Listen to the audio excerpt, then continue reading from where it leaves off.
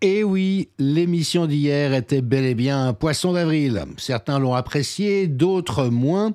J'aurais eu un autre choix, par exemple Brigitte passe aux aveux. Ça aurait pu être également croustillant, mais j'imagine que cela aurait dérangé encore plus de monde. Toutefois, en dépit du goût plus ou moins bon de l'exercice, il m'a semblé utile parce qu'il conservait une certaine pédagogie, et notamment grâce à cette liste que j'ai reprise de Juan Branco, qui donne le détail de tous les crimes et délits commis par des responsables de la majorité ou de la Macronie, et qui se sont soldés par une impunité totale. Et donc, voilà, tout en faisant ce petit scénario fictif, c'était aussi une occasion de rappeler le deux poids deux mesures et les singularités de la situation à laquelle nous avons été confrontés. De plus, le scénario n'était pas totalement irréaliste, donc pour celles et ceux qui ont cru, ma foi, cela n'aurait pas été tout à fait exclu, à cela près que Macron finalement est trop content du merdier qu'il est capable de nouveau de provoquer dans la société, en rappelant que lui, son principal bonheur dans la vie, c'est de semer la zizanie, c'est de cliver les gens, conduire à ce qu'ils se détestent les uns et les autres, qu'ils s'entre-déchirent en permanence.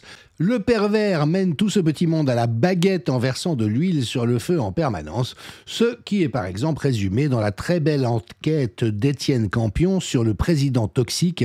Dieu sait si nous avons insisté sur cette caractéristique de foutriquet, mais il est vraiment essentiel de ne pas passer à côté pour conserver une moindre chance de faire preuve de lucidité quant au réel.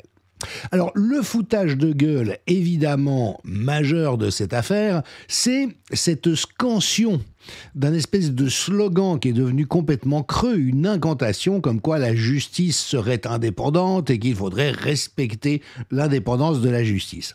Alors évidemment, avec un bémol, il est notamment un magistrat qui me suit régulièrement et qui m'a interpellé en disant « Mais vous ne pouvez tout de même pas prétendre qu'il n'y a plus d'état de droit. Ça n'est pas vrai que l'entier des magistrats sont corrompus. » Et je suis bien d'accord avec lui. Je me doute bien que dans beaucoup de juridictions, notamment locales, il y a des magistrats intègres qui font de leur mieux. Mais enfin, nous avons convenu lors d'un échange téléphonique que nous avons eu que dès lors qu'on approche de questions politiques chaudes et avec des enjeux majeurs et qu'on s'élève au niveau des institutions judiciaires, eh bien, effectivement, on arrive dans un système de corruption systémique. Donc, il y a eu un vrai poisson d'avril, encore plus gros que le mien hier.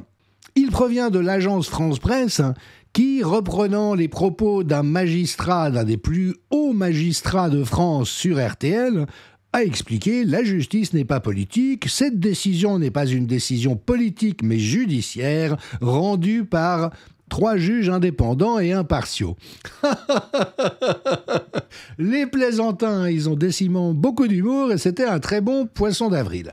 Parce que bien sûr que ça n'est plus le cas depuis longtemps. Nous sommes dans un contexte de trahison généralisée des élites. Et d'ailleurs, sur ce sondage que je mentionnais, disant que 4% des Français continuent à estimer qu'Emmanuel Macron mène le pays dans la bonne direction, une internaute m'a fait remarquer avec beaucoup de sagacité que ce ne sont pas 4% de crédibles, ce sont les 4% les plus favorisés du système, ceux qui n'ont aucun intérêt à ce que ça change, étant donné le nombre d'avantages et de privilèges dont ils jouissent. C'est une proportion d'apparatchiks, oligarques, leurs entourages, leurs employés, ceux qui vraiment tiennent à ce que le système perdure, même s'il est aujourd'hui totalement actif au détriment de la population. Alors sur le fond, bien sûr, je ne peux pas évaluer le jugement rendu par le tribunal en question. Déjà, je ne suis pas juriste, je n'ai pas parcouru les 150 pages du dossier, mais il n'en reste pas moins que, évidemment, ce jugement est politique. Et d'ailleurs, la juge elle-même le reconnaît. Philippe Murer relève que dans le rendu du jugement, dans l'argumentaire, il y a en l'occurrence cette phrase « L'atteinte aux intérêts de l'Union européenne revêt une gravité particulière dans la mesure où elle est portée par un parti qui revendique son opposition aux institutions européennes ». Alors, l'attitude du Rassemblement national, qui, à ce qu'on sache, n'est pas vraiment contre l'Europe et pour le Frexit, enfin, cette attitude qu'on lui suppose pose un problème d'une gravité particulière qui ne serait pas le cas si c'était un parti qui n'avait pas cette attitude. Comment mieux définir l'aspect politique d'une décision ?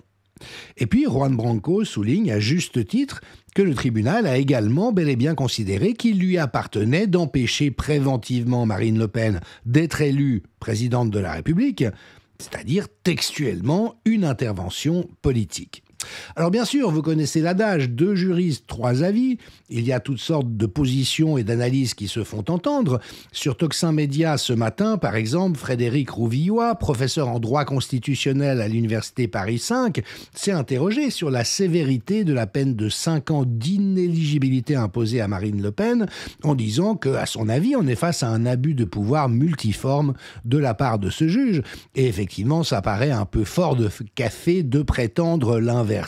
Cela d'autant plus que Julien Drey, qui est donc un socialiste, les socialistes, ils sont de toutes les magouilles, ils sont de toutes les corruptions, ils sont de tous les coups tordus, a tout de même admis, avec effectivement une franchise qu'il faut lui reconnaître pour une fois, sur X, que cette décision de justice, des centaines de parlementaires français et européens auraient été condamnés, quelle que soit leur famille politique. Et on comprend bien que si ça tombe sur Marine Le Pen, ça n'est pas par hasard, à mettre en lien, bien sûr, avec la mansuétude dont ont bénéficié l'ensemble des alliés de la Macronie.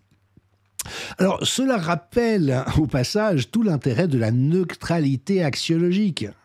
Ce principe que je rappelle souvent ici, que l'on doit au sociologue Max Weber, que Michel Maffezoli a largement fait connaître et dont il se réclame beaucoup, c'est quoi la neutralité axiologique ? C'est justement suspendre ses préférences idéologiques et ses partis pris par rapport au réel pour veiller à ce que, lorsqu'on aborde une question de recherche, ou en l'occurrence qu'un magistrat aborde un jugement, qu'il ne soit aucunement influencé par sa propre subjectivité par rapport à l'objet jugé. Et là, on voit bien que ça n'est pas le cas des 3 juges en question. Ils n'ont pas été capables de neutralité axiologique. De nouveau, l'argumentaire qui soutient le jugement le révèle de la manière la plus manifeste possible. Et oui, et c'est là où de toute manière une décision aujourd'hui au sein de la magistrature ne peut, sauf exception, ne pas être colorée politiquement. Pourquoi ? Parce que les magistrats sont des gens qui viennent de milieux soit très conformes, parce qu'ils font partie d'une espèce de petite élite locale, d'une petite bourgeoisie où les réflexes de caste sont particulièrement élevés, ou à l'inverse, qu'ils ont des convictions idéologiques particulièrement fortes, mais qui va teinter les jugements dans une direction ou une autre.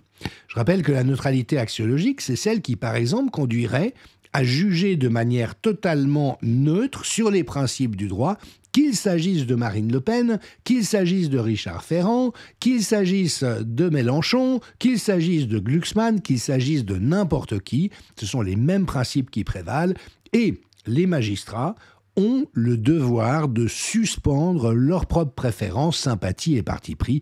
Et évidemment que cela n'a pas été le cas en l'occurrence.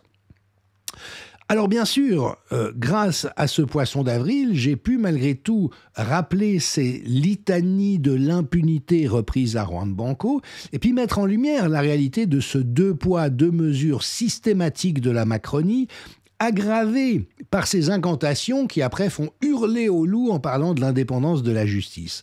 Alors qu'on sait que celle-là n'existe plus, n'existe pas, en tout cas dans des affaires sensibles. Je rappelle au passage les condamnations de Natacha Ray et d'Amandine Roy, pour lesquelles l'Élysée a obtenu de la justice qu'elle se précipite dans le fait de traiter cette affaire en avançant de mois et de mois la date prévue de l'audience, et puis en truquant, en falsifiant les écritures, et notamment c'est l'objet actuellement d'un recours de maître d'Angléan auprès de la Cour européenne des droits de l'homme, parce qu'en l'occurrence sont reprochés aux 2 prévenus des propos qu'elles n'ont pas tenus. C'est-à-dire que oui, dans le compte-rendu de ce qu'elles sont censées avoir dit dans leur fameuse émission incriminant Brigitte Macron, eh bien, l'accusation a réussi à produire des phrases qu'en réalité, elles n'ont pas prononcées.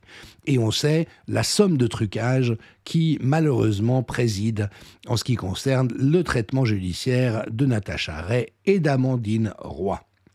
Alors oui, Nicolas Dupont-Aignan, se référant à la liste de situations d'impunité que j'ai nommée, qui avait été diffusée par Juan Branco, pose la question au Conseil supérieur de la magistrature, qui bien sûr hurle en jouant aux vierges effarouchées, en disant au lieu de hurler et de se rouler par terre, peut-être le CSM pourrait répondre factuellement à la liste ahurissante produite par Juan Branco des affaires étouffées de la Macronie. Mais bon, on se doute bien qu'ils ne vont pas le faire. Donc la réalité, bien sûr, c'est qu'aujourd'hui, il y a des élites putrides et corrompues qui jouent aux vierges effarouchées quand ça les arrange, tout en se livrant aux pires turpitudes et en étant régis par une mentalité de corruption. On a même vu le lamentable Daniel Cohn-Bendit venir s'indigner sur les plateaux télé. Oui, comme gage de moralité, ils peuvent aussi faire venir Bernard Kouchner, Jacques Attali, enfin toute la clique. Et puis en sachant que de toute manière, Marine Le Pen est une opposition factice dans toute sa splendeur. Il n'y a plus, et c'est tout le drame de la France aujourd'hui, qu'un seul parti unique qui va en réalité de la France insoumise au Rassemblement national. Alors cela dit, au Mon Tweet français, que je salue au passage, fait un découpage quelque peu différent, en disant qu'il y a un arc républicain, c'est tous ceux pour lesquels on a le droit de voter, et puis que d'un côté, on a un bolchevique à éviter quand même s'il a vécu des largesses de la République et de la corruption publique depuis le début de sa carrière, c'est-à-dire bientôt un siècle. Et puis tout à droite, vous avez les fachos, enfin ceux qu'on estampille comme tels, mais qui sont totalement Union européenne compatible, OTAN compatible, Davos compatible, Israël compatible, Ukraine compatible, et puis quelques poutinistes, alors eux, effectivement, qui sont sulfureux et qui ont mauvaise presse. Alors oui, Macron aurait pu accorder sa grâce pour foutre le bordel, mais en fait, il a trouvé encore mieux. Il va accélérer la procédure judiciaire. Donc, vous voyez, comme la politique influence quand même la justice, Marine Le Pen a demandé à ce que son appel soit jugé en 2026 pour lui laisser, le cas échéant, la possibilité de se présenter à l'élection présidentielle. Et elle a déjà reçu la garantie que ça serait le cas. Indépendance de la justice. Et dès lors, avec deux scénarios possibles, soit la peine est confirmée et d'ici là, les gens se seront résignés, Jordan Bardella se sera profilé comme étant le nouveau Jeannot miracle avec des capacités ne correspondant à aucune expérience réelle, ni en termes de formation, ni en termes d'expérience professionnelle, ou bien la peine est levée, et à ce moment-là, Marine Le Pen a bien sûr un boulevard. Elle est totalement globalo-fasciste, compatible pour les maîtres, Davos, l'État profond, l'Union européenne. Alors Florian Philippot, lui, il vaut toujours mieux écouter ceux qui ont de l'expérience en politique, dit maintenant qu'ils se sont débarrassés de Marine Le Pen, l'opération Bardella-Édouard Philippe est lancée. Donc on voit effectivement que les deux se tirent la bourre dans les sondages. Donc un jeune puceau sans expérience qui vient d'être adoubé par les génocidaires israéliens, et puis un éborgneur, celui qui a envoyé des escadrons de la mort dans les EHPAD, achever des patients qui avaient une chance de s'en sortir, si on les soignait, mais même sans les soigner. Enfin voilà, on a vraiment ces espèces de profils totalement improbables, et dont on sait tant pour l'un que pour l'autre qu'ils ne seraient en rien, le cas échéant, s'ils venait à être élu, une bonne nouvelle pour la République. Et pendant ce temps-là, en douce, le Conseil d'État vient d'approuver la possibilité pour tout gouvernement actuel et futur de suspendre les réseaux sociaux en France sans nécessité de loi spécifique dès lors qu'il estime cela indispensable pour faire face à des événements d'une particulière gravité. Alors oui, il y a 3 petites conditions qui sont mises, mais on sait la valeur qu'ont les conditions dans la Macronie et dans le globalo-fascisme. On les piétine, on s'assied dessus, on les invoque lorsque cela nous arrange, mais on ne va surtout pas les respecter parce que cela fait sens par rapport au respect des droits fondamentaux, des droits constitutionnels et des libertés fondamentales. Autant dire qu'on est malgré tout très mal barré, et dans le psychodrame collectif qui se joue, eh bien oui, c'est la foire d'empoigne, c'est les grandes accusations, c'est les grands effets de manche, et pendant ce temps, le globalo-fascisme va de l'avant, et le tyranno-paranoïaque et pervers qui trône encore, hélas, à l'Élysée, continue d'avoir les coups des franches pendant que tout ce beau monde se dispute. À bientôt pour une nouvelle émission.